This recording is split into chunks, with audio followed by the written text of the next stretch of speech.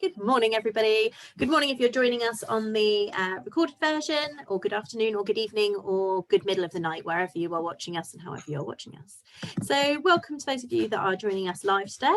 I'm Ashley, and I'm one of the support workers at Carers in Southampton, and I will be your host, I guess, for today's session, basically just keeping us all on time and making sure we all run in the right order. So today we're going to have a fabulous session. We've got some wonderful speakers coming in to talk to us about support available from local hospitals in the Southampton area and the way that they work to support carers and make sure that they're looking after you guys when you're either accessing the hospital or bringing somebody in that you are looking after and again supporting them. So some really good information today, I'm sure, all around how that works and the fabulous schemes in place to support carers. So before we get started, just for those of you in the room, just a little bit of housekeeping, just to say if you did want to turn your videos off, then you are welcome to with your little stop video button. Equally, if you want to mute yourselves during the presentations, that would be great, just to prevent any background noise, anybody's doorbell going, telephone ringing, cats, dogs, budgies, anything else wanting to get involved. And if you do have any questions along the way, you're welcome to pop them into the chat function. So simply press the little chat button and you can type in your questions. It just means that I can field them to our speakers as we go through and at the end of the session. So if you do have any questions along the way, please feel free just to pop them in the little chat box and we can answer them. If you're watching this back later on and you have any burning questions for our speakers, please feel free to email them over to us at Carers in Southampton and we will pass them along and see if we can get some answers for you. So don't feel that just because you're watching it back, you can't have your questions answered. We can do that for you. So please feel free to email them over to us. Fabulous. So for those of you that have been to our sessions before, you're probably well versed with our enrolment forms now. So what we'll be doing at the end of the session is we'll be popping out a little enrolment form to you in the post. It's simply a task of signing it and popping it back into a post box to us when you feel safe to do so. It just means that we can get our funding for this service and these information sessions. So if you could do that, it'd be really, really appreciated. Again, if you're watching this back later on, if you would be willing to let us know that you've watched it and that you enjoyed it, then we can send you out an enrolment form as well. So if you are in the Southampton area watching this, let us know if you've watched some of it or all of it, and we can pop you out an enrolment form just to sign and send back to us. That would be absolutely amazing and much appreciated. So without further ado, we'll get started. So we've got two amazing groups of speakers today from different hospital trusts. So we've got lovely Amelia with us, who's going to be talking to us about the carers programme at Southern Health NHS Foundation Trust, so all the things that they do to support carers and get you involved in their work. And then a little bit later on, we're going to have a chat from Laura White and Emma Squires, who are from the University Hospital Southampton NHS Trust, about what they do on their side. So some of you might know they're kind of different trusts work in Southampton across different hospitals. To you guys, it's kind of all the NHS in one bubble, but actually it's different people working in different places. So we thought we'd get both sides in today just to kind of cover off all the options for you. Fabulous. So without further ado, I'll pass over to lovely Amelia and she can tell you all about the work that they've been doing. Thank you very much. I have to say, I love your that thing that you brought up with the how to mute yourself, how to stop your video. That's incredible. I need to get myself one of those because that is just send it amazing. To you, Amelia. It's really useful just because so many people are like, some people have like used Zoom the entire year and it's this suddenly like this like second limb that you just know how to use. And for some people, they're brand new to it. And we know that a lot of the time people pop up for things that they particularly are interested in, but maybe haven't done lots and lots of Zoom across the year. So yeah, it's a nice handy little reminder of all the things that you can do. I love where all the buttons are. It's amazing. I'll email it to you. Oh, perfect. Thank you so much. Okay, so thank you for that lovely introduction. My name is Amelia Abbott. I am part of the Southern Health NHS Foundation Trust, and I sit within the Patient and Public Engagement and Experience team, which covers quite a lot of different things, but I'll explain a little bit more about those later on in the session. My role within the trust is Carer Strategy Project Officer, or Triangle of Care Project Lead, which is just a lot of words that are combined together that probably make no sense at all. But basically, the point of my role is to half support our carers to actually get involved and engaged in the work that we try to do within Southern Health. And then the other part of my role is to try and support our staff with anything to do with carers, families and friends and how they work closely with carers as well. So I have done a little presentation. Please do forgive me. I've not actually practiced this, so I have no idea how long I'll be talking for. So if you just wave at me as you're getting sick of me, I'll rein it in and we can sort of tie it up at that point as well. Fine, Amelia, we've got lots of time today, so don't panic at all on your timing. You tell us as much as you want. Perfect. Thank you very much. So there's three things that I'd like to discuss with you guys today. The first being the triangle of care. The second, the things that we did during Carers Week, which has just passed us a few weeks ago. And then how you could potentially get involved if you were interested in the work that we do in the Trust as well. So I'll start us off then with the Triangle of Care. So the Triangle of Care is a national initiative, and it's also an accreditation process through the Carers Trust. So as a trust, we decided at Southern Health that we wanted to work towards that accreditation process, but we also really want to use the Triangle of Care as a framework to embed some really strong principles within all of our services across the trust. The idea of the triangle is that it's made up of the three key stakeholders in the care provision for the service user or the patient. So we've got the service user or patient, we've got all of our staff, and then we've got carers, families, and friends. And the idea is that all three collaborate together as equal partners for the best outcomes for the service user. So we are working towards that accreditation process. We have sent off our first lot of self-assessment documents, which is quite exciting. So we're just waiting to hear back on those. And I'm sure I'd be happy to let you know once we've achieved that and what the next steps might be. But it is a 3-year-long course. So, you know, there's still a lot of work that we need to be doing as part of that accreditation process. But like I say, as a trust, we decided that it's not just about getting those stars and being able to say, yeah, we're star 1, yeah, we're star 2. It's also about how we embed those principles within our services. So that's what I'll focus on a little bit more now. So these are the 6 core principles of the Triangle of Care. I won't read through them. You can see them there on the screen. And as a trust, with this embedding it within our services process, we came up with 4 trust standards that we think answer or respond directly to these 6 core principles. So the first one is having carers leads in every single one of our teams. So these carers leads act as an advocate or a champion within their team to support the rest of their team with this work with carers, families and friends, making sure that carers are listened to, that they're heard, that the information they provide is recorded, that we also offer signposting, that we also offer general information and additional information where applicable. So carers leads in every single team. We're also working towards Triangle of Care training for every single member of staff within the trust. Now, Southern Health is quite a big trust. We have over 6,000 members of staff, just to give you an idea. So it is quite a large one, and we cover lots of different services as well. So we've produced some sort of generic Triangle of Care training, which is all about these 6 core principles and how we're embedding them within our services. The other thing is having carers booklets. So booklets for every single one of our services that can be handed over to the carers that just provides a brief sort of introduction to what that service is, maybe some of the assessments we might use within that service, maybe some of the treatment options that might be available.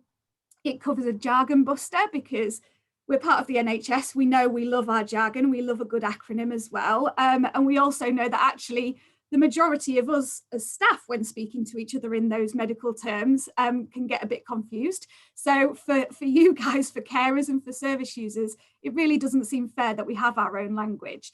So in the booklet, there's just a little jargon buster that kind of covers some of those important terms that you might come across. And then the final section of the booklet is all about carers and where they can go for that additional help and support, where they can go for a carers assessment, the idea of registering with your GP and how crucial and important that part is, and where you can go for carer support type services.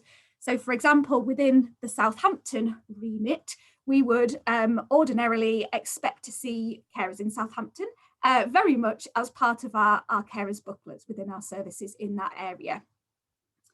And then the final trust standard is the use of carers' communication plans. So the carers' communication plan is a form that sits on our patient record system alongside the service user's record. And the idea is that once a service user comes into one of our services, we ask them, who is it that supports you most? Who is your carer, for want of a better word? Who is your support network? Who do you want involved in your care? And then we contact that person as their carer and we complete a carer's communication plan. The carer's communication plan covers an agreement between staff and carers as to how and when staff might make contact with carers. It covers the relationship between the carer and the service user and the types of support that the carer provides to the service user, because this is really valuable information that can really help us when it comes to assessments, care planning and discharge planning as well. It covers what to do in an emergency, because we all know that emergencies happen on a Friday at 9 o'clock at night. That's just the standard practice. And then where are our community teams? They're usually at home, probably enjoying their evenings as well. So where do our carers go in those specific circumstances? It covers all of that information. It covers the issue of consent to share and whether or not consent to share is in place from the service user to provide information with the carer. This is an opportunity to just explain that. So if there is no consent to share, we can just explain that. We can explain, we don't have consent at this time to share this kind of information with you, but here's what we can do. We can still listen to you, we can still record information from you, and we can still provide you with general information, such as a carer's booklet or where you can go to get help and support for yourself. It covers that all-important question of, you guys are the expert. You know this person inside out better than we ever could, and you spend way more time with them, doing far more for them than we ever will. So what do we need to know? What can you tell us about this person that can help us with that care planning, that assessment, that discharge? And then finally, it also covers the question of, you guys are really important as well.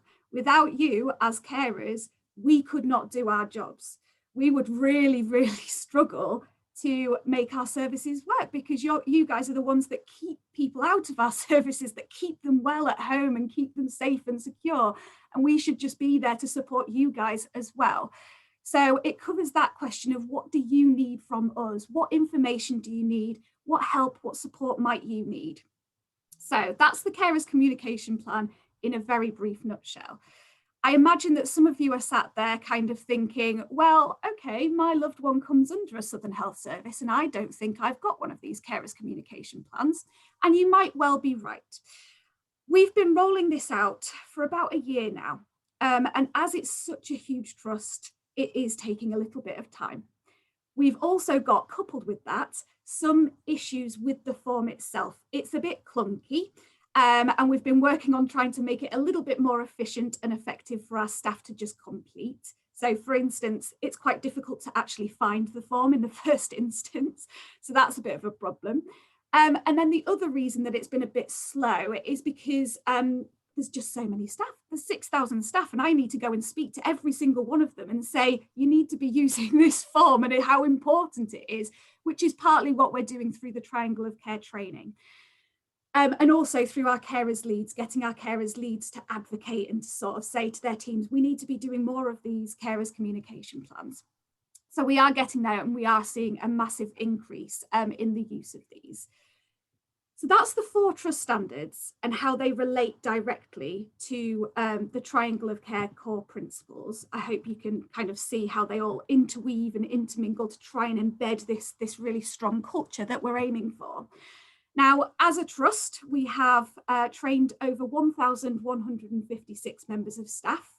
That's since 2019, so some of those staff may have left us now, sadly, or maybe on maternity leave or whatever it might be. So we know that there's probably still another 4,000, maybe 5,000 staff that we need to be training. What we're going to do then with that training is embed it into our induction processes. So then every new member of staff that comes in will receive that training as well. And the training, like I say, just covers all of these principles. We have over 180 carers leads in all of our teams across all of the trust, so all of Hampshire. And like I say, these guys are there to advocate and champion the work that we're trying to do. We have 26 booklets, whether they're completed, requiring just a couple of tweaks and amendments because they've been around for a year and we know that details can go out of date quite quickly, or they might be in the draft phase at the moment. So we've got 26 booklets on the go at this moment in time, which is quite exciting.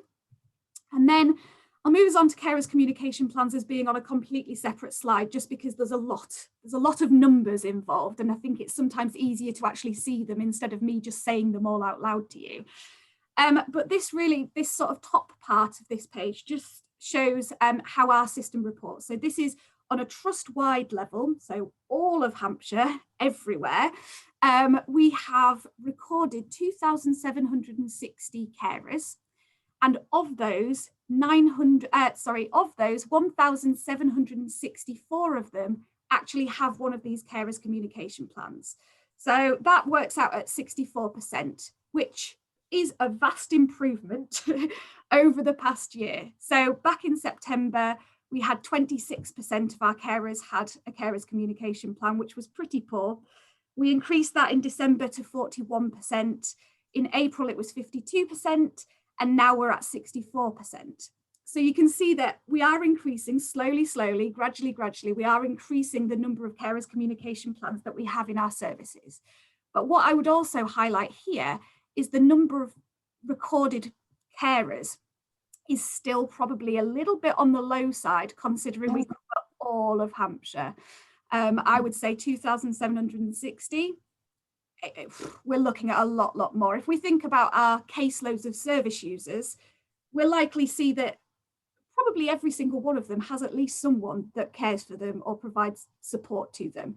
And that's actually more the realistic figure. But initially, I hope we can see that we are, we're seeing increases. We're seeing that shift towards actually recognizing, identifying carers and actually doing something about it as well through the carers communication plan.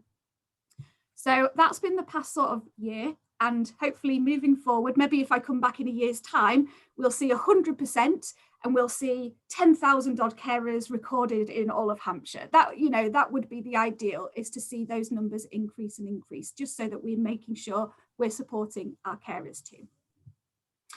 So that's on a trust-wide level. Let me just bring you in on the Southampton local level, because I imagine that is the area that you might be more interested in, given that we're doing this talk for carers in Southampton. So in Southampton area, we have 176 staff are trained.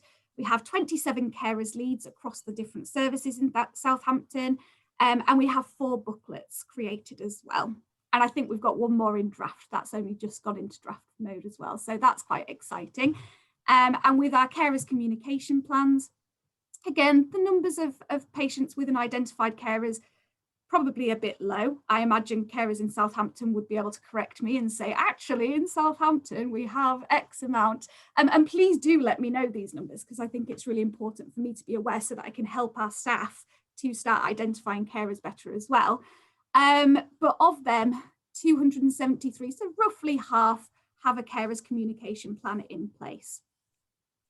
Again, we can see that number has increased a little bit over the past year as well. So that's the sort of triangle of care. As I say, it is an accreditation process. It is going to take 3 years to complete that process. But more than that, for us as a trust, it's the embedding of those principles, those really important ideals that we feel all of our services should be compliant with. And we're doing that through having the carers leads in every single team, through having the carers booklets readily available for you guys, having carers communication plans as being that really crucial tool for having a really good relationship with carers, families and friends, and through the triangle of care training as well. So at this point, I'll just sort of take a breath for myself, because I know that I can just go and just invite any questions if there are any at this particular point in time. Welcome to put questions in the chat function, or if you want to just shout them out, you're more than welcome to. as you can imagine, all sounds like music to my ears. I think it's a great sort of initiative, especially the carers communication plans. I think they're going to be really, you know, helpful in the long term. You're talking about numbers in Southampton. So the kind of estimated, based on the actual demographic of Southampton and the number of the population in Southampton, would be 36,000 carers in the city. Obviously on our books we have a much smaller number than that, because it involves a lot of the time, it's about, a bit like you were saying, about identifying yourself or other people as carers, and that can be tricky. It can be tricky to put your hand up and be like, you know, that's me, like, yes, I do this and I do this and I do this, I am a carer. And it must be difficult equally for your teams to kind of spot them when maybe they're not, people aren't raising their hand exactly and saying, you know, this is my role. I think the term carer is problematic. You know, you can kind of talk about people who you support and people who support you in your network, because carer obviously usually kind of flags that paid caring role in people's minds. You know, I'm employed as a carer. So yeah, it is all about, like you're saying, having those people that are really good at just identifying and gently, you know, saying to somebody, you know, do you recognize yourself as a carer, and do you realize that perhaps you hold this caring role and this is the support available to you? Because I think that's often the gap, isn't it? It's these people, you know, people are doing all this amazing support of somebody, you know, they're doing hospital appointments and checking in on them when they're admitted, they're doing discharge, they're getting discharged into somebody's care, and yet they don't often give themselves that little badge of honor, if you like, to say, you know, I am a carer and I deserve all of this support and all the other things that are available to me, because we don't recognize it a lot of the time. I think as a, you know, it's a bit of a self-depreciating culture in a way, isn't it? Oh, I hear it all the time. I just pop round and do the cleaning and the cooking and the shopping and the hospital appointments. And it's like, that's a lot of work on top of your normal day-to-day life. So I think it is that identity bit, isn't it? Sometimes that's the start point. But hopefully with things like the information, the communication plans and the information booklets, it'll encourage more people to kind of step up and say, yeah, I want to take on this support. Absolutely. Did anybody have any questions at this stage? Anything you want to ask, Amelia? Not, we'll just have a little swig and... No questions? That's no problem. I can continue talking. I can certainly take us into what we've done during Carers Week, because I think Carers Week is such a special and amazing week every single year. But the big thing for me is I use it as a bit of a sort of momentum gatherer, a way of sort of going, look, we've done so much work over this past year. Here's what we've achieved. Let's keep that motivation going and keep that momentum going, because actually carers don't just care for 1 week in a year. They're doing it 51 other weeks in the year as well. And so just having one Carers Week doesn't seem to sort of cut it, really. But anyway, so this sort of slide is the first slide that we posted out on our social media. So we did a full social media campaign, and it was all about carers definition. And the idea was that carers would be able to define themselves with these specific phrases that they might use. So I'll in fact, you know what, I'll share with you some of those images, because I think without seeing them, it's quite difficult, because we would automatically think of, okay, the definition of a carer is someone who provides any kind of help or support to another person. And that would be our loose sort of definition. And then we might go more specific and say, they're not a professional, they're not paid to do that work, they're not, you know, they're not this, they're not that.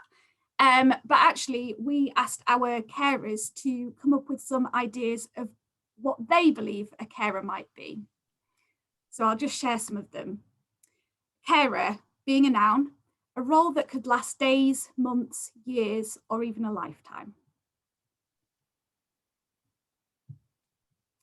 Carer, a frustrated, concerned, and scared individual who just wants the best for the person they love. You're more than welcome to share some of your ideas of these afterwards as well. Carer, the person on the outside who can often see the bigger picture of the service user and often the service too. Sorry, if you've got these as visuals, if you change which screen you're sharing, we can see them as well. Listening to your lovely voice is fine, but if you want to show us the pictures too, then you can. I sure might be able to. I think if you stop sharing and then reshare, you can choose a different screen. Very good. I am still learning all of this technology, even though it's been a year. It's a baptism of fire, isn't it? With all the oh, it really is. Here we go. Here we go. I can share this photo. There we go. So that's the one that I was just reading. The carer's reading. Oh, right, okay. And then carer, a person who reminds the person they care for of their skills and passions and makes sure they are not defined by their illness, difficulty, or disability. Carer, experts not through training or qualifications, but through experience. So just a handful of the different definitions that me and my carers came up with, and we shared those all over our social media. And actually our youth board, we have a youth board in the trust, also shared these through their Instagram account. Instagram is something that's way beyond me, but they were sharing them all throughout the week as well, which was really exciting and interesting, alongside some of the things they thought it was important for other people to understand about young carers specifically as well. So the youth board is made up of lots of young people aged 12 to 23, I think it is, 25 maybe. And they basically advise us and help us with anything to do with Southern Health issues as well. They come in and they say, we want to change this. And we go, okay, we'll see how we can do that and support with that. Or we go to them with a project or an idea and they say, nah, that's rubbish. Or here's how you could make it a bit more exciting and interesting. So they're absolutely fantastic. And they shared these throughout the week as well.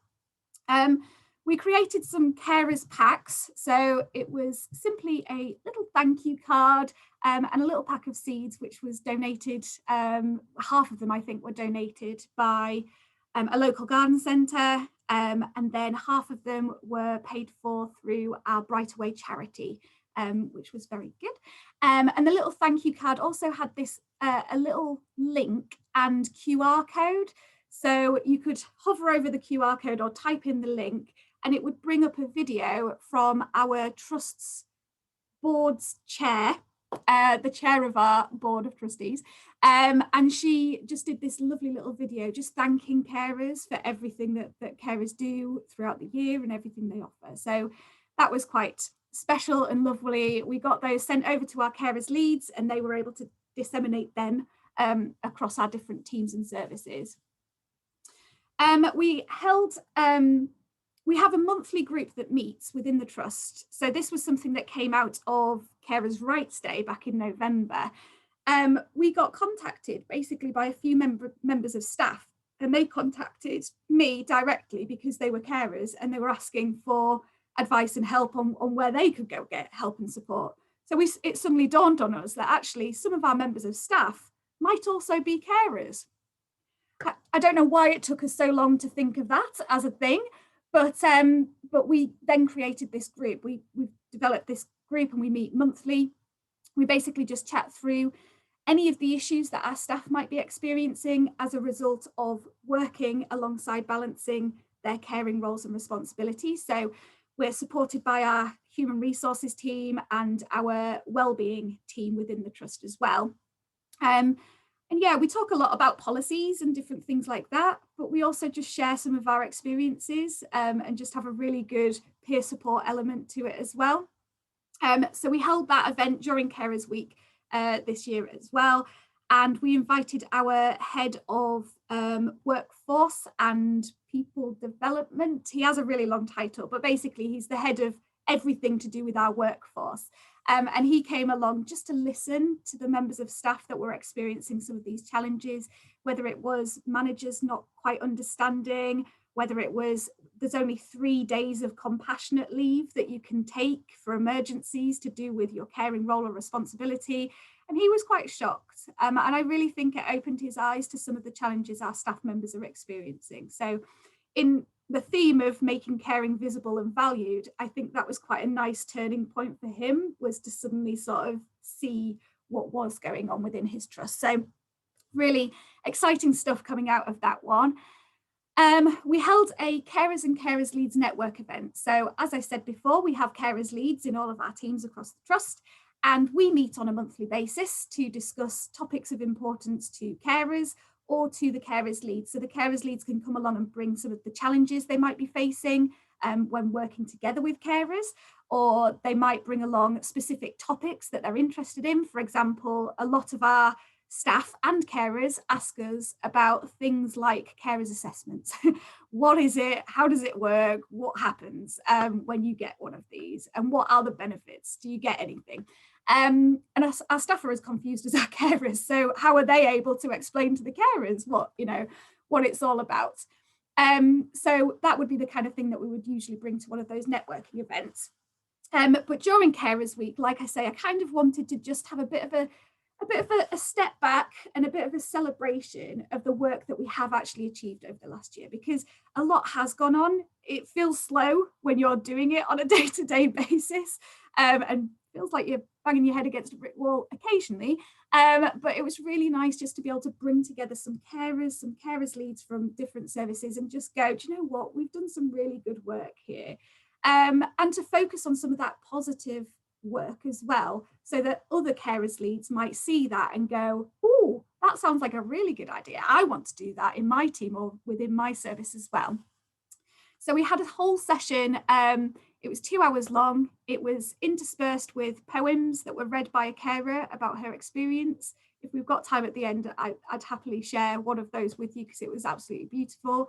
We had a talk from one of our carers in our eating disorders services, and she was really quite brutally honest and fair and balanced in terms of saying, you know what, this worked really well, this didn't work quite so well, and this is how you could make improvements and make things better. And it was a really good talk. We also had some of our carer peer support workers, which is quite a new role to the trust. Carer peer support workers, and their role is to be exclusively there to support carers, but they're also experts by their own experience of being carers for someone previously. So they did a little bit of a talk about their experiences, and they brought along one of their carers that had actually benefited from their service. And it was just a very magical moment of just hearing how well supported this carer felt just because of that one particular role, which off the back of that, we have now had about 3 or 4 requests for different teams elsewhere having their own carer peer support worker roles. So hopefully we'll see some momentum there and start to get more and more of these in place. And then we also had a talk from Mayora Deshpande, who is our Caldecott guardian in the trust. So basically looks after anything to do with like confidentiality type issues and information sharing with carers, families and friends, doing a piece of work with her on that very issue, some specific training around that for our staff, because it is a big challenge, a big barrier, both for carers and for staff too. So we're doing a piece of work on that, but she came along and just sort of shared her thoughts on, you know what, sometimes you just have to breach confidentiality for the best interest of the service user. And sometimes that includes talking to carers and making them aware of what's going on, specifically in certain conditions and specifically surrounding safeguarding issues. But she was very, very clear in relaying that message, which was really helpful. And ultimately, even if consent to share is not in place, as I've already said, we can still listen. We should not ignore people just because we don't have consent to share in place. So that was really cool. And then my colleague Jane also talked about our staff as carers group as well, because we thought that would be quite a nice way of promoting it a bit further, perhaps to some of those staff members that may not know that that group existed. So that was a really big event and very successful. It was really lovely. There was tears, there was laughter. It was just such a mixture of emotions. We recorded the whole thing, and we are just in the process of cutting up some of those clips to make it a bit more bite-sized chunks for people to view. So I'll let you guys know once that's available. We had a leadership circle. This was run by our learning and development team, and they asked the question of, is caring visible and valued? And the idea was that it brought managers together and leaders together within the trust, and they had to sort of debate and discuss whether caring was visible and valued in our trust, and if not, why not? And what could we do to make sure that it was? And it was really quite an interesting discussion about some of those barriers and challenges that managers face when trying to get their frontline staff to do this kind of work as well. So it really sort of opened a few more doors, I think, in terms of some of the work streams that I can take forward and make sure I'm problem solving and making things easier, or as easy as possible, for our staff to be able to do this, and support our managers too. And then every week I host a carers group every single Friday without fail. Even if I'm on annual leave, I usually tune in for an hour or so of that one. But we have a session every Friday. And we thought we would invite a couple of guests. So we invited our lead governor in the trust to come along and just listen again to our carers, just hear what they're saying. And we also invited our director of nursing and allied health professionals. This is Paula Hull. And she came along to that session again, just to listen, just to hear what the carers were actually saying. But Paula is actually our executive sponsor of all of this work that we're trying to achieve with the Triangle of Care and for our carers too. And Adrian Thorne, as lead governor, has always been fighting our corner. And he brings carers up to the board members every single time they meet. So he's constantly trying to chip away at the top as well. So that was a really nice session. I think it was quite a nice way to end the week, because that Friday carers group have been with us throughout the whole of the last year, really. And what they were explaining was some things haven't changed, some things still are really difficult for carers, especially when working with some of our staff members and some of our teams. But they were also balanced in recognising that we have come a long way. And they know as well as I do that this is a cultural shift that we're aiming towards. Cultural shifts don't take minutes. We can't just snap our fingers and all of a sudden all of our staff members are completely inclusive and working together with carers and everything is wonderful in the world. It's going to take years. It is going to take a long, long time to really embed that culture. But once it's there, it'll be really hard to get rid of it. So that's kind of the way that we're kind of working. So yeah, the carers were absolutely lovely in that group, as they always are. And I think that's probably the end of my time with you, but just a quick plug, because I am part of the patient and public engagement and experience team. And the idea of our team is to try and get more carers involved, try and get your voices heard as much as possible, whether it's in the service developments and projects that we try to do. We want to make sure service users and carers are very much part and parcel of that, developing the plans and things like that. We have a number of different groups that offer advice on different projects. So some of our staff members may come with a project that they want to get advice and information on, and we have carers that sit on panels that just talk them through how rubbish their idea is or what they could do to improve it. So they're really cool things to be involved with. I would point out carer.involvement@southernhealth.nhs.uk. If anyone ever wants to get in touch with me, it's me that usually mans that particular email address, or you can have access to my email address anyway. And then there's other ways to get involved. So you can volunteer within the trust. You can become a Brightaway charity champion. You can get in touch with our complaints, concerns, experience and compliments team. I think they cover everything, but you're more than welcome to get in touch with them at any point. Or you could become a member of the trust as well. And that's it. Wow, thank you, Amelia. That's I would say like a really uplifting view of what you guys have got going on. Like if I had to sort of like tick a tick list of things that would be nice to cover and kind of have trusts thinking about, I think you kind of tick most of those boxes in that, you know, talking about consent, which I know is a really hard one for carers. So as you said, especially in certain caring situations where there's this big issue of consent, but you know, that reminder that they can still talk to you, just because they can't tell you everything about the situation perhaps, or the diagnosis or the treatment method, doesn't mean that your opinions, your thoughts, your worries, your questions aren't able to be communicated. There is still a two-way conversation to be had, even if it's not divulging lots of sort of base information about that person. So, you know, it's still important to have those conversations and feel comfortable to pick up the phone and say, you know, I want to ask this, can I? No, but I can tell you this bit, or we can talk about this, or I can send you here for more information. I think that's really useful to know a lot of the time. Sometimes, like you say, it feels a bit like a barrier consent, doesn't it? It's this big sort of line in the sand of you can't get past this without consent. But actually there are other ways of supporting carers and making sure that they get what they need, which is lovely. And a lot of our carers say as well that actually if they they just had consent to share explained to them in the first instance, they might not get quite so frustrated when we're saying we can't share that with you, we can't share that with you. Well, why not?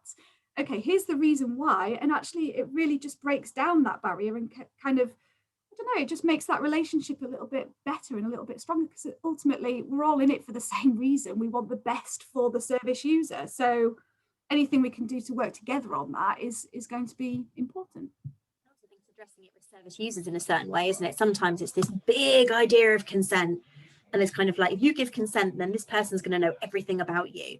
But actually there's levels of consent, and there's ways that, you know, you might agree that your carer can know about your treatment plan, but not necessarily anything about your diagnosis. You might decide that there's levels of that you want them to know, but there's levels that you don't, and that's okay too. But it's having that conversation with them in the right way so that they feel confident with the consent that they're agreeing to. And sometimes that's the balance, isn't it? Instead of having it this, you know, this big massive umbrella and you have to agree to hand your life over, you don't. There are levels of that, and it's working within that as well, isn't it? So yeah, really nice to hear that, you know, even on a really high level, you're all talking about this idea and how carers can still be supported either with consent or without consent, and a little bit of leeway in the middle is really lovely to hear. And I think, you know, all the groups and bringing in staff members and stuff in terms of, you know, we have lots of, I'm sure, people in our services and on our books that are NHS staff, and it's almost I think it's almost an assumption, isn't it? The NHS will look after their carer staff. But actually, like you say, it is a process, and it does take time to embed these things, and it does take a bigger conversation to make sure those things are done in the right way and the most supportive way possible, because we're all individuals at the end of the day. All managers are individuals, all colleagues are individuals, and they're going to have a different awareness and appreciation of that role. So yeah, just sounds like a great Carers Week. We love Carers Week, obviously, but yeah, it sounds like you guys really pushed the boat and made the most of getting everybody as possible involved, which sounds amazing. I mean, that was only the stuff that we provided as part of the patient and public engagement team. So individual carers leads were also tasked with coming up with their ideas for what they wanted to do. So different areas had little tea parties. So some of our inpatient units, for example, had tea parties where the service users would go and serve tea to the carer just as a little thank you, and they'd all have cake and tea together, which was lovely. Some of our services went the extra mile and did things like raffles and tea in the park with carers. There was lots of different things that actually went on throughout the week, and I'm yet to write a full-blown report on that. So at some point I might be able to share that with you as well. That's going to be a nice wedgie document. Fabulous. Did anybody have any questions then for Amelia before we let her get on with her day? No, it's all right. If you don't panic, don't feel pressured. It's all right. I think you covered everything so well, Amelia. I probably didn't leave a lot of space for questions. No, that's great. I guess from our point of view, if we can be of help at all, you know, you're talking about people coming into meetings and talking about carers assessments and things that are available, then obviously we can come and do that. More than welcome to jump into things like that and come and chat with you guys. And I think just also, like, Mandy, you know, nice to know that there's a place and a person that you can go to. You know, as a carer, if you are having a problem at the hospital, or perhaps you want to feedback a really great experience that you had where somebody, you know, really listened to your input and really valued what you do as a carer, then somewhere really, you know, a person who exists to send that back to, rather than an email address that kind of goes into the ether.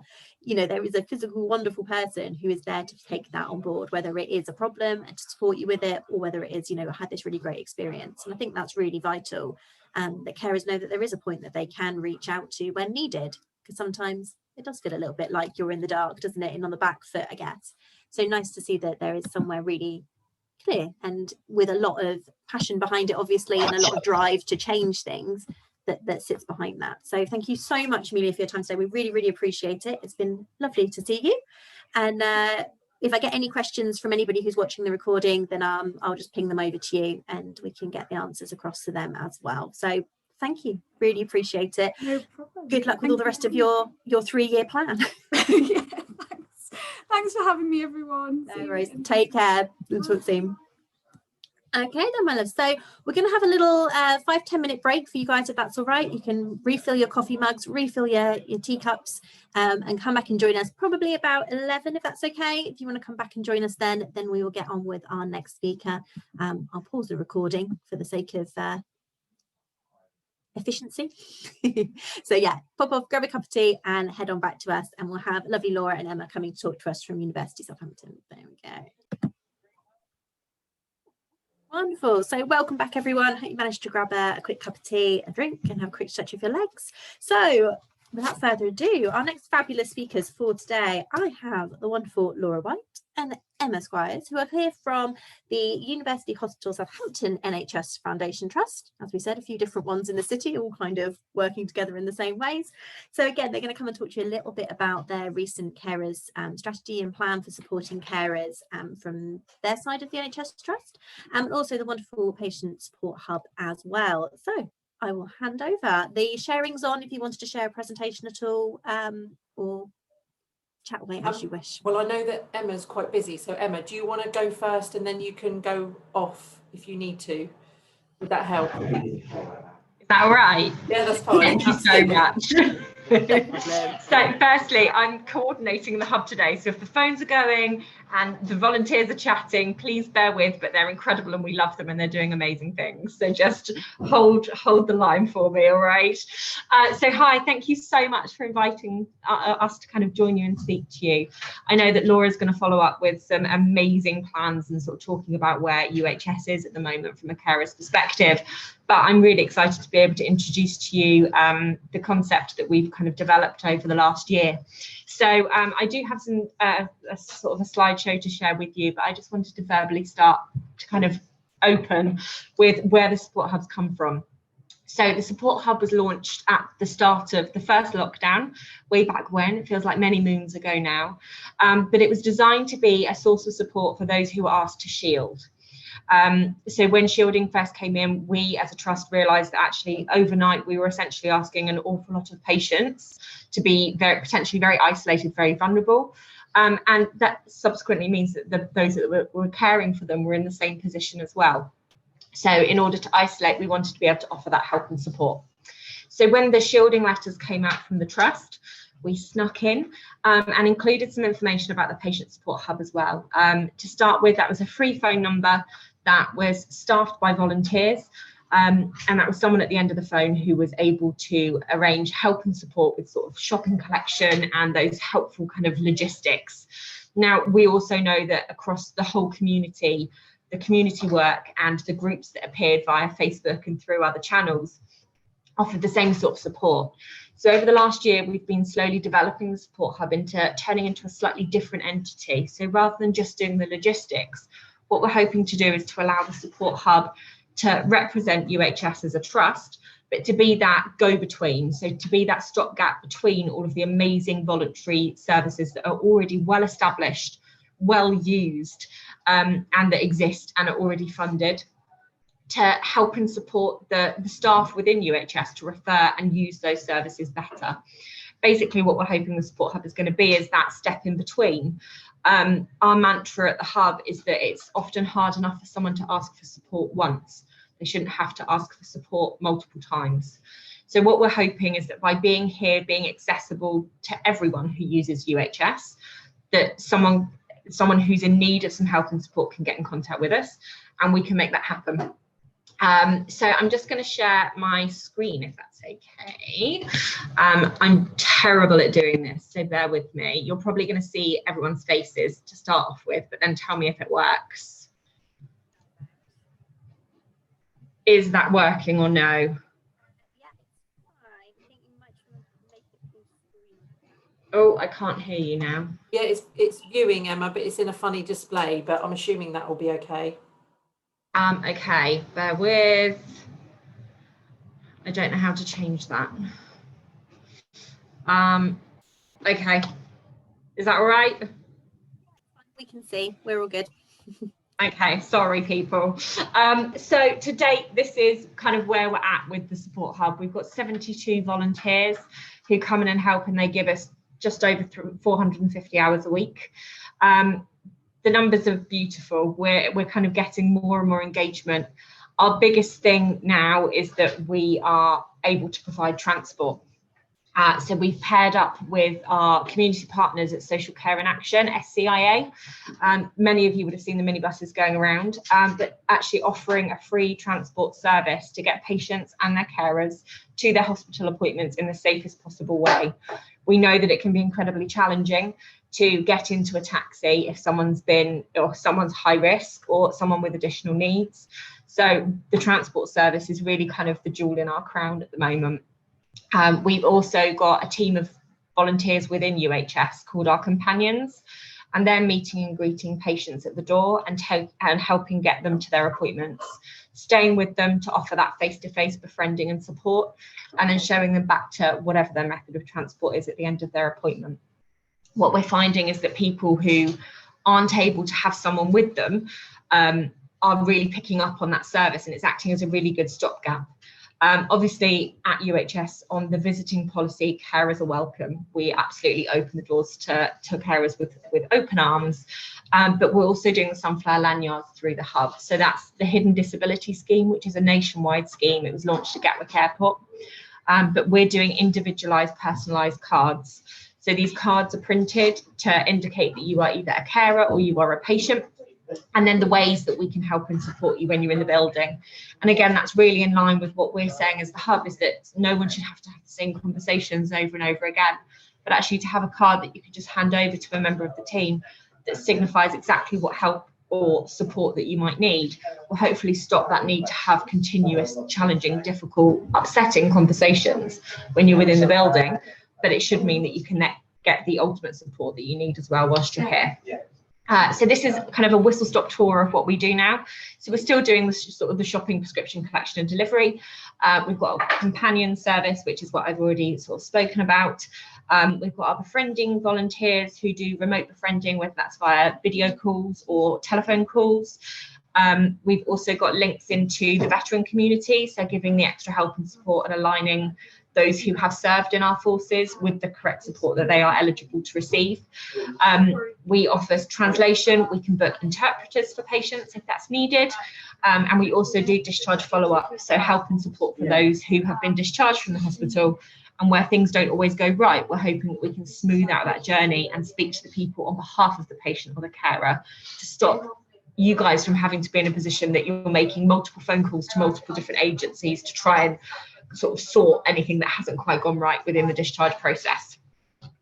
Moving forwards, we're also going to be developing a volunteer sort of expert team to support those who are living with diabetes. So this will be a team of volunteers who will have patients who they can check in with on a regular basis, can offer low-level advice and guidance, and they will have been trained by our diabetes team here at Southampton.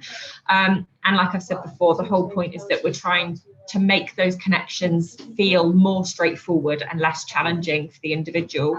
It can feel like an absolute whirlwind coming into the hospital, and there's so many different teams, so many different services, so many different offerings that it can be really challenging for a patient. So what the Patient Support Hub is trying to do is to sit in the middle and make that all feel a little bit easier. And as it says on that slide, our main focus is to keep the patient and of course the carer at the centre of the pathway and at the centre of their journey, and make that journey as positive as possible. So as I started off with, it's hard enough for someone who is struggling to ask for help once. They shouldn't have to ask again, and that's why the Patient Support Hub is here. So that's me. I will try and stop sharing my screen. I think it might be at the top. It might just say stop sharing at the top of your screen somewhere. There we go. Well done. That's me. So I'll hand over to Laura. Does anyone have any questions about the hub at all? Oh, yeah, Elizabeth.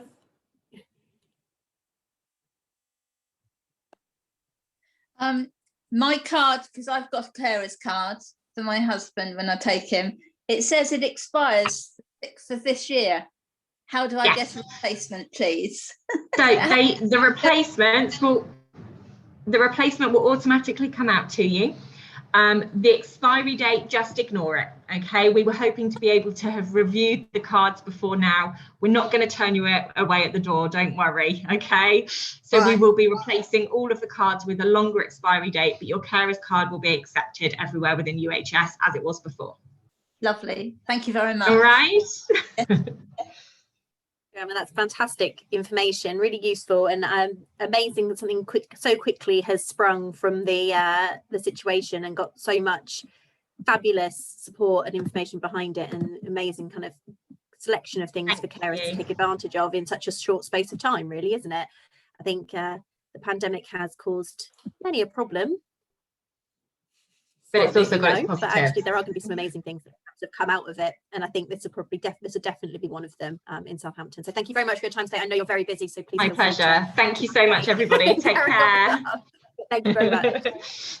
Fabulous, Laura. I'll hand over to you, my dear. No, that's fine. Thank you. So as part of my team, we have a carer experience post, and over the last sort of year and a half, they have been doing lots of background work trying to improve links with local organisations like Carers in Southampton and across the Hampshire area. So we have recently launched our strategy off the back of this work that our Carers Lead has been doing. And they were working with carers, staff, patients, trying to identify the key areas for development that we as a trust need to improve upon. And the three key areas that we've identified are: how do we actually identify carers and how do they identify themselves to us? How we ensure that the right resources are available at the right time, and work collaboratively with carers to ensure that they are partners in all care planning, which is what Emma also touched upon within her presentation. So, as I say, our carers experience post was implemented in October 2019, so quite some time ago now.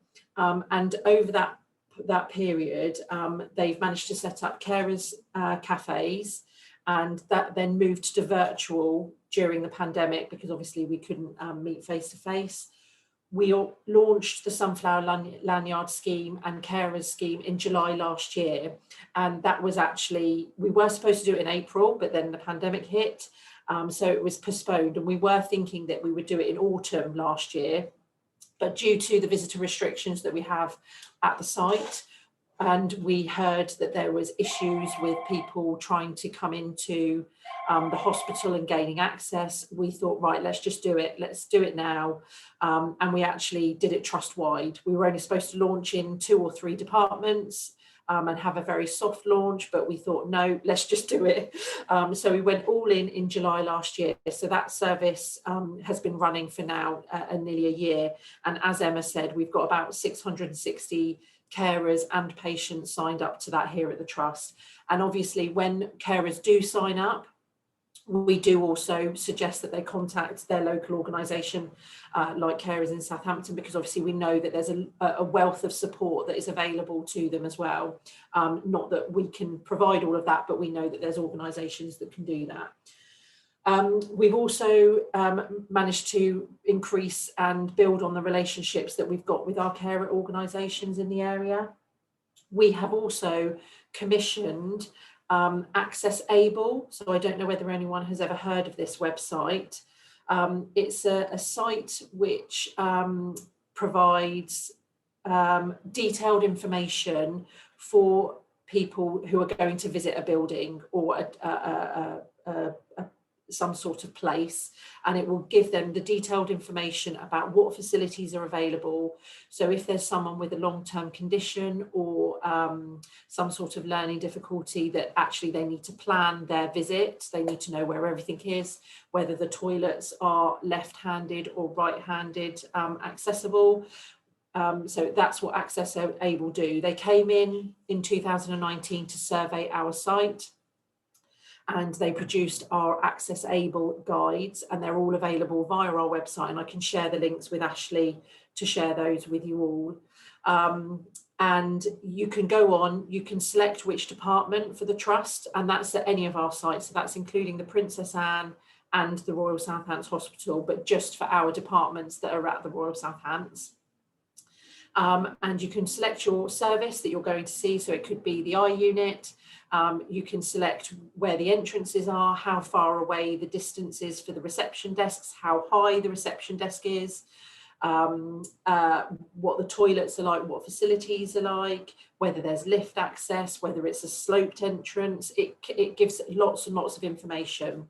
And they're actually planning on coming to the site again in September to do an update, because we've got some new buildings at the back of the building that we need to make sure that they're included on the website. So as I say, it's a really good tool for any people who do care for anyone with learning difficulty and that needs to plan their journey, or someone who has limited mobility, for instance. We've also opened up an accredited changing places toilet facility here at the Trust, and we've made sure that we've had support for carers whilst COVID has been around. So making sure that our carers lead is linking with the patients and carers that needs to be. And she also set up a carers working group.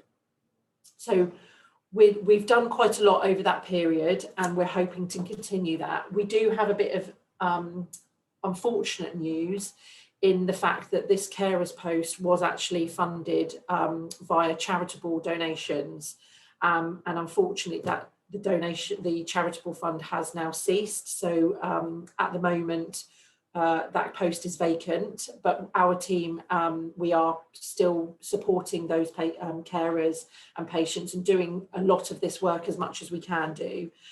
But we're hoping to use the hub as a fantastic link.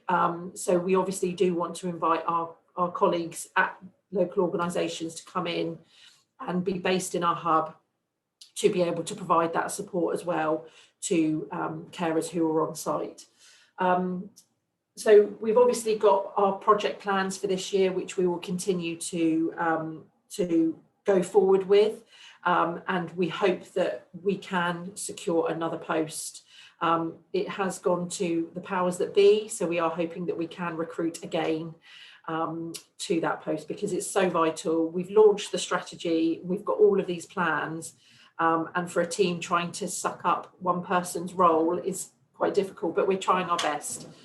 So we do have still links, so if carers do have issues, we've still got that email address that people can come through to us. They can still come through to me and to the hub, and we can still provide that support. We've got we're obviously made up of clinicians and administration staff. So Emma, she is by trade, she's a midwife, but due to an injury that she sustained, she's unable to do that. So she's now managing the hub. So we do have a lot of clinical staff that we can call upon and can still provide that support and link with wards and things. So that's where we are with carers. I don't know whether anyone's got any questions about any of our plans. Great, Laura, in terms of, you know, all the things that everyone seems to be pushing forward at the moment for carers. And again, I think it's something maybe this year has highlighted in a way that maybe wasn't so much before. I think it's really interesting. You've got this amazing strategy with loads of really great kind of goals in it, really, and things that want to be implemented. And it sounds fantastic. One other thing that I have just remembered is we've obviously I obviously link with our Southampton Carers Partnership Board, and I know that Southampton City Council, and in partnership with others, produce some carer aware training, and I asked the council if we could potentially use that, because that was something that we were thinking about developing. And actually I watched it and did the training, and it's fantastic. And I thought, why reinvent the wheel? We've already got some great training, and we've actually now managed to add that training to our internal online virtual learning environment that we've got here at the Trust. So we've got 11,000 members of staff that we can push that out to make sure that they are aware. We know that there are issues in certain areas that sometimes, and we have had feedback that sometimes carers aren't necessarily involved as much as they should be, or are identified by staff as a key role in a patient's care, and that's something that we want to improve. So we're hoping that this training, plus the push through for the sunflower lanyard training as well, will increase that knowledge of our staff and pick up any issues in any of those areas. Yeah, just to you saying about some of the issues, someone's popped in the comment box just to say that the mother-in-law often goes with their father-in-law to hospital appointments as he's very deaf.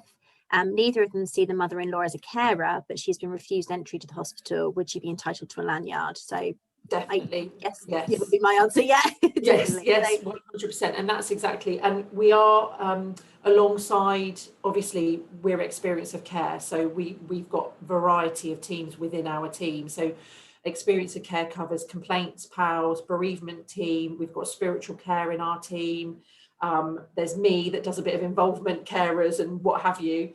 We've got voluntary services, so we have got a wide team of people who can support and we can link with, and we are trying to build up our accessibility. So definitely we've got a really great interpreting system, and we've linked with Sonus. So if there are any patients definitely that need further support in that way, even have a carer as well as someone interpreting, then yes, we would definitely support that. So if they are going to sign up through our hub, then do mention that, because we can provide that as well. I think sensory impairments, things like Oh, I can't hear you, Ashley. I don't know. There we go. Sorry, microphone doesn't like me. Is that better? Yes, I can hear now. I think I was saying, well, sensory impairments tend to be one that isn't as easily identified. So about identifying people, you know, loss of hearing, loss of sight, things like that, or even both, tend to not always register on that carer radar. You know, you are a carer for somebody because they've lost their hearing to an extent or their sight to an extent. And it's one of the ones that we often find comes out in conversation with somebody. They might come to us and say, you know, I'm looking after somebody who has diabetes, for example, and I do all their care and support. But actually, in a further conversation, you're also doing all their hearing for them. You're also supporting them, you know, to be mobile because of their visual issues. And it's something that often goes under the radar. So like you say, yeah, definitely would be one that would be really interesting to get in touch with. And it's a stressful role, and you've got all of that going on, and actually to be interpreting for someone as well, that's something else that you've got to take on board. So if we can improve that and actually have that access, then use it. We've got it 24/7. It's accessible, even for other languages. So it's a 24/7 service that we can provide. For someone interpreting with a language, we would say that we wouldn't, it's not really appropriate for a family member to do that, because obviously certain things may not be passed along to the patient, but definitely we do have the access to those. One thing I will say about the Sunflower Lanyard scheme, so if you have heard about it, you will know that it's for hidden disabilities, but here at the Trust, we've opened it up to physical disabilities as well, because we just want that equity for all of our patients, to make sure that they are getting the support. So if someone's in a wheelchair or they've got mobility issues, that actually they might need extra time in their appointment and to do tests and things in between. So it's making sure that our staff are looking at the patient as a whole to make sure that we can accommodate them for whatever their needs may be.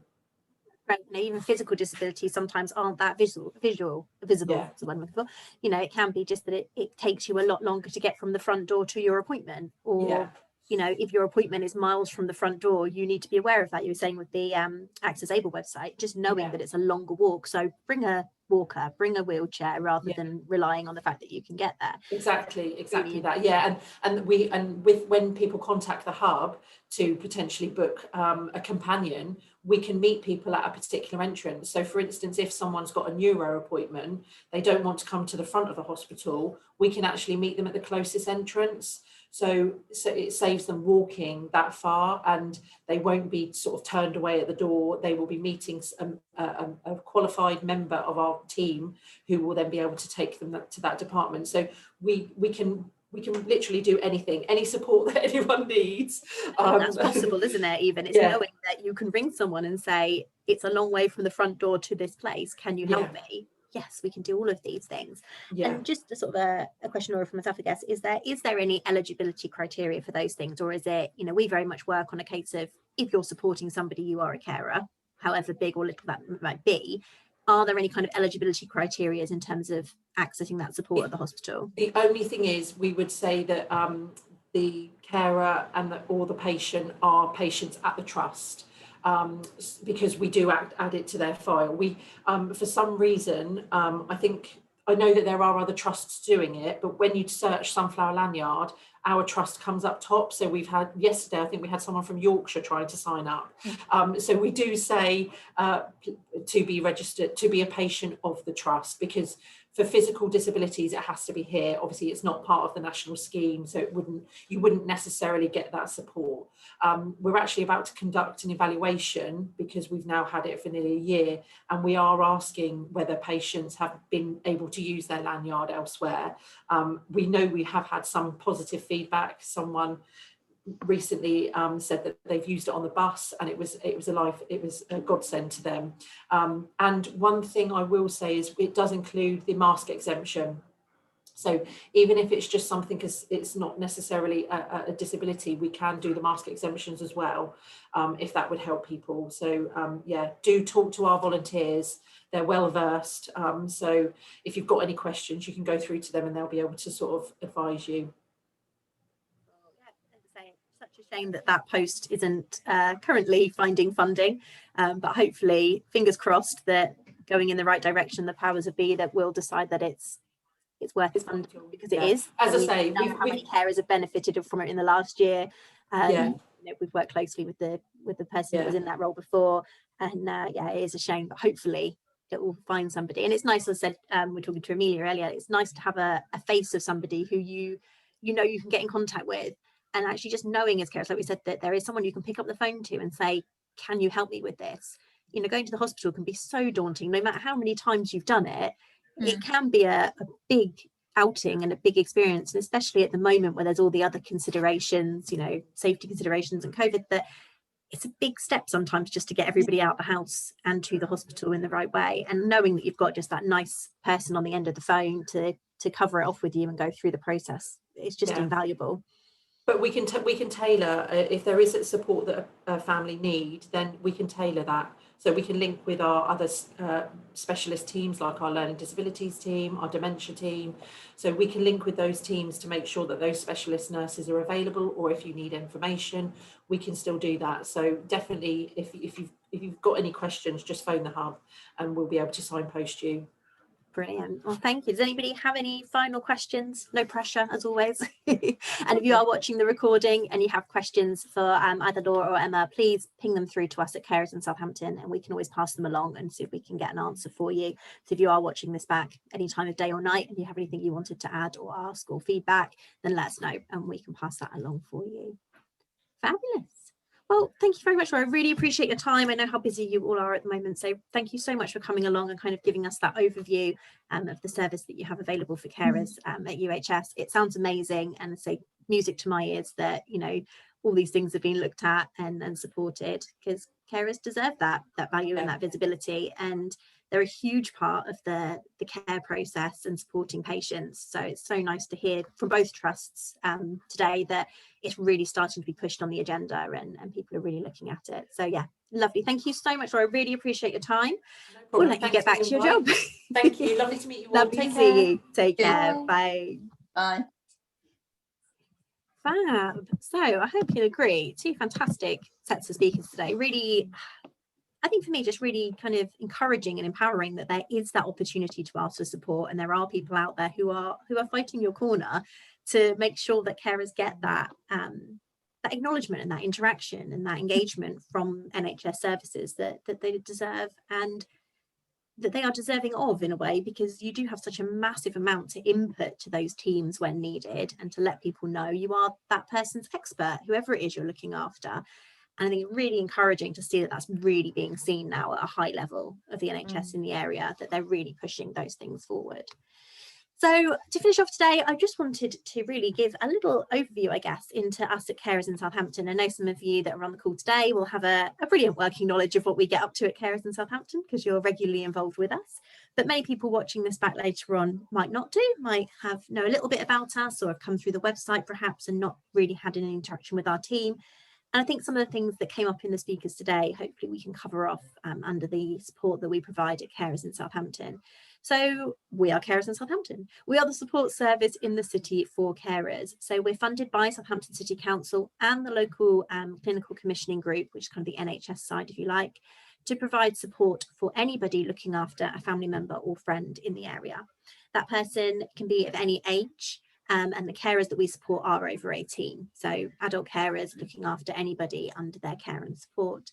And that can be anything from, children with additional needs, physical disabilities, mental health, dementia, simply older adults who just need a little bit of help during the week, someone whose mobility maybe is a little bit less, needs a little bit of help and support around the house. You're more than welcome to get in touch with us for any information and signposting that you might need. So our main role is to make sure that carers have all the information and services at their fingertips to support them in their caring roles, and to make sure that they have a kind of a central place to go to ask those questions. So we have a number of support workers, specialist support workers with sort of specialisms in different areas, with the idea being that you can pick up the phone and say, "Hi Ashley, I've got this question. It's been buzzing around my head at 2 a.m. I've tried to Google it, but I've gone down the rabbit hole of Google. Can you help me?" And instead of spending hours online trying to Google the answer to your question, I may have the answer, or I might be able to point you in the direction of someone who does. So that's basically the role of our support workers.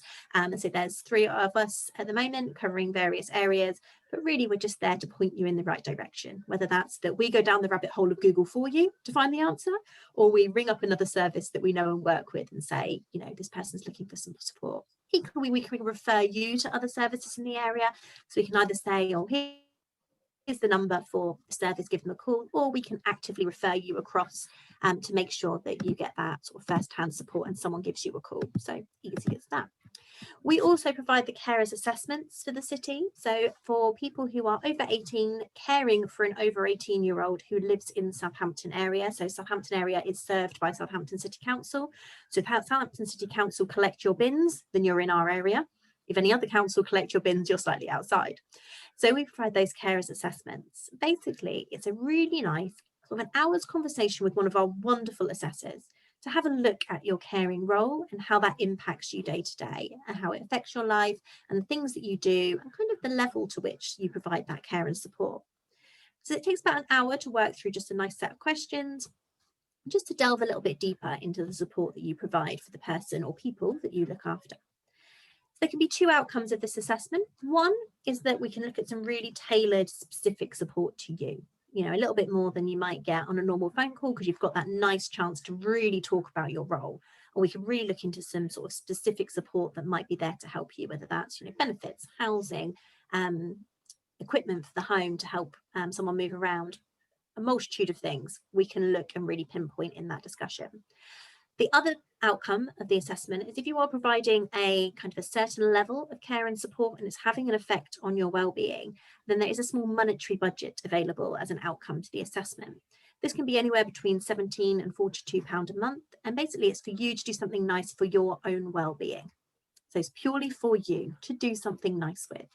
So it depends what the assessment kind of kicks out at the end, depending on your answers. So it's not awarded to everybody, but the vast majority of people do get a small budget to kind of support your own well-being. That might be, paying for able to go swimming in the week, paying for books or magazines or clothes, or having your hair done, or going out for dinner once a month, or getting in a takeaway every so often, just to treat yourselves to something nice to make life a little bit brighter and to support your own well-being in whichever way you choose. Obviously, there are a few exceptions to that, no alcohol, no drugs, no gambling, that kind of thing. That's to be expected. Sorry. But that's kind of to be expected. But other than that, lots of things that you could think of to use it for your own well-being. As I say, it just gives you a really good insight into the ways that we can help and support. It is also shared with Southampton City Council, so it goes onto your record with the council that you've had this carers assessment and this is the contents of it, with the idea being that if you ever have support from Southampton City Council or request support, that they have kind of both sides of the coin. So they have the needs assessment of the person that you look after and support and all the things that they need, but they also have this sort of insight into what you need and how it's affecting you and the support that you could do with on that journey. And they can put both sides of the coin together to try and get the best package to support everybody in that situation. So it does get fed across to them and kept on their system, and then they can use that as they need to. It gets reviewed every 2 years, so you have a little review conversation with one of our assessors just to make sure there's been no dramatic changes, nothing's kind of escalated, I guess, or got more complicated in your caring role, or nothing that has changed majorly. So a really, really nice one to do and kind of tick off your list. As I say, it is a a bit of a long conversation with an assessor, but it's worth doing in terms of getting all of that information in. And we find that a lot of people, I did this role for a little while, a lot of people start the conversation and then suddenly it kind of dawns on them how much they actually do. And sometimes that can be quite a nice acknowledgement of the amount of work and the amount of effort that you put into your caring role, and actually reminding yourselves that you deserve that bit of support and well-being support and self-care, because actually there is a lot that you do day to day without even thinking about it. It kind of becomes second nature, doesn't it? It's that constant routine that you do that actually you deserve a lot of care and support and acknowledgement for. So alongside that, we also have our carers cards. So a little bit about, like they were talking about from the Patient Support Hub. So we produce a carers card at Carers in Southampton. It basically has a little photo of you, so a little sort of head and shoulders passport shot of you, and it has a unique ID number that relates to our database. And basically it can be used to acknowledge that caring role. So whilst Laura and Emma were saying, you know, the one from the hospitals very much can be used in the hospital setting. So if you're under UHS, that you can use that to prove you're a carer when accessing the hospital. The carers card that we do can kind of be used a little bit more generally around the area. It's recognised sort of across Southampton from various services. And equally, it links straight back to us. If anybody did query it, they could give us a call and we'd be able to say, yes, this person is a carer. They have our carers card. It's got our logo on it and they have a unique ID number. So the idea being that if you ever do have to prove, beautiful Elizabeth, there we go, modelling it for me. If you ever do have to prove you're a carer for any reason, you can do fairly straightforwardly with our card. It can be used, a bit like Laura was saying, in lots of different situations, whether you're looking for a carer's discount, perhaps if you're going for an event or something and there's a carer's discounted ticket, can be used to prove that. I've had people say they've used it before, for example, if their person they care for requires support in changing rooms in shops. And actually, you know, they're looking after an adult, perhaps of the opposite sex to them, who then needs support from the changing room. And the question's kind of, why do you need to go and help a 30-year-old man in the changing room? Why? Then you've got your carer's card just to say very quietly, I am his carer. I need to go and provide some help and support. So lots of little ways that it can be used to identify yourself as a carer. So that kind of goes side by side with our carer's assessment. All you need to do is send us a little headshot of yourself and we can get that printed up and sent out to you. It is also available for parent carers. So whilst people who are looking after an under 18-year-old can't have a carer's assessment through us, you can still have a carer's card, be registered with us and get information and support from us as well. So just because we can't do the assessment doesn't mean parent carers can't come through to us for information and advice and support, and for carer's cards too.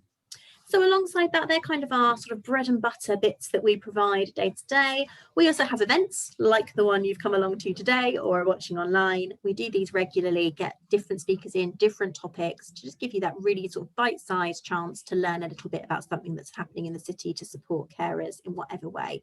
So keep an eye out for those. We also do lots of different events through the year, so always worth keeping an eye on our website on the events tab to see what we have going on. We also promote events from across the city there as well. So if other organisations are running events, then they'll often pop up on there too. So a really nice centre point to have a look at what's going on in the city and see if there's anything that you might be interested in joining us for. We also have a fantastic website, as I say, a really great resource for information. Some of you may well have found this, this video today through that. Really great resource for everything in the area, even nationally. We're trying to put as much stuff on there as possible. Pip, our amazing comms officer, basically just bombards the website with useful stuff. You can search, you can have a look by category, your care for category and things like that. So a really great place to go for that little bit of information. If you're looking for something particular, it can be a really nice place to start. It has all our events on there. All of our contact information is on there as well as our newsletters. So our newsletters get sent out periodically through the year, but you can access them all through the website as well. And you can sign up to the newsletter list on the website, whether you're a carer or a professional, you can sign up there as well. We also have an amazing social media, so Facebook and Twitter, both packed with really good information. All of our events and stuff go on there too. So really just a whistle-stop tour of carers in Southampton and what we can support. So we support anybody who lives in Southampton who is caring for somebody. It might be that carer lives in Southampton, it might be cared for lives in Southampton, that's fine. We can support in either way and just work out what information, what support we can provide to you. So easiest way to find us is www.carersInSouthampton.co.uk. All of our contact details and everything else are on there as well. Fabulous. I know you ladies are well versed in carers in Southampton, but did anybody have any questions about what's available or what we can offer? I was going to ask a question, but I've just got to plug myself in because I'm my battery's gone. The power is running out. Yeah, you've just gone sideways and I've lost my video. So hang on a second. I'm just going to quickly plug you in and hopefully that should. That's better. Okay, I've had to move around the house a bit, but right. So when I first came into carers in Southampton, I lived in Southampton at Swaithling. We've since moved to my bins are collected by Test Valley, but my son's still under a Southampton doctor and he's funded by the continuing healthcare. I don't think I'm eligible still to be with you though, am I? So, not quite. You're outside of our little boundary. That doesn't mean that you can't come along and attend events and things like that. So things like today, you're still more than welcome. I did come back under your wing because I was caring for my mum, but I lost my mum in January. So I'm not, you know, so I sort of don't qualify again. But yeah, because I don't think Test Valley do anything like you guys do. There might not be a specific one, but there are kind of Hampshire-wide carers organisations as well that you can link into. So I can send you a couple of links for those, Claire, if you want me to, just to see if there's anybody you can link into. Yeah, because I feel quite isolated out here because we are still in Southampton. I live at Nursling. I literally live in Southampton. And we know it's this kind of like strange line that goes around the city. But my daughter lives at Stoneham and she's under Test Valley as well. It's really strange. It's like the catchment is really weird. One that regularly tests our staff and people say I live here and you're like I've got an episode. Where are you? Are you inside? Are you outside? Usually we just ask who collects your bins because it's the easiest way to work out whether you're under Southampton or not. Do be a little bit outside our remit, but you're more than welcome to attend stuff. Maybe we can have a chat after this and see what support networks there might be available for you a little bit further out from the city. Let me make myself a note and I will do that. Not a problem. Thank you.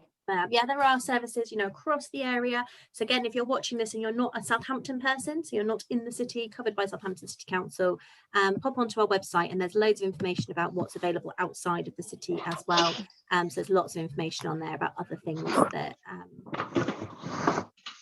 also other organisations have different boundaries and things like that. So other organisations will work all the way across Hampshire or all the way across the South Coast. So it's finding the right ones that kind of fit where you are and what you need, really is the sort of easiest way to have a look at it. Okay, wonderful. Fab. Let's say anybody else that's watching this has got any questions, please feel free to get in touch with us and let us know, and one of our support workers can give you a call back and have a little chat. And that's basically us in a nutshell. So just a little reminder, we will be sending out enrolment forms for those of you that have attended today. If you wouldn't mind just giving them a quick squiggle and sending them back to us, that would be amazing. And equally, anybody that's watching it online, if you do watch it through, bits of it, whatever floats your boat, whatever you were looking for today, please let us know. Just email us through. Obviously, you can find our details on the website and let us know that you've watched it. We can get in touch then and send you a form as well. It just means that we can be funded for the event, and that supports us doing more events like this in the future. So we really appreciate it. Fabulous. So a huge thank you to our speakers that came along today. Really appreciate their time in a very busy NHS world to come and talk to us. And I know that hopefully you guys got lots of information out of that. And I think really just that message that there is support. They're there to support you. There are teams out there that are in your corner trying to improve services on your behalf, and you can contact them if you need to for whatever comes up in your journeys when accessing hospital services and NHS services. So never feel like you're alone in that. There is support out there when you need it, and if it's a case of contacting them directly or contacting us and we can pass you along, then that is absolutely fine. However you find it easiest to get in touch is perfect. Thank you. I'll let you guys go off and enjoy the sunshine. Thank you for coming and joining us today, and thank you to anybody watching this back later on. I hope you found it useful. Any questions, please feel free to come through to us, and we will be letting you know soon what the next session will be all about. So we're popping that out, I'm sure, as an email shortly, and we'll let you know. Well, thank you so much. It's been really lovely to see your smiley faces today. Enjoy the sunshine, and I'll see you all soon. Take care. Bye. Bye very much. Bye-bye, thanks.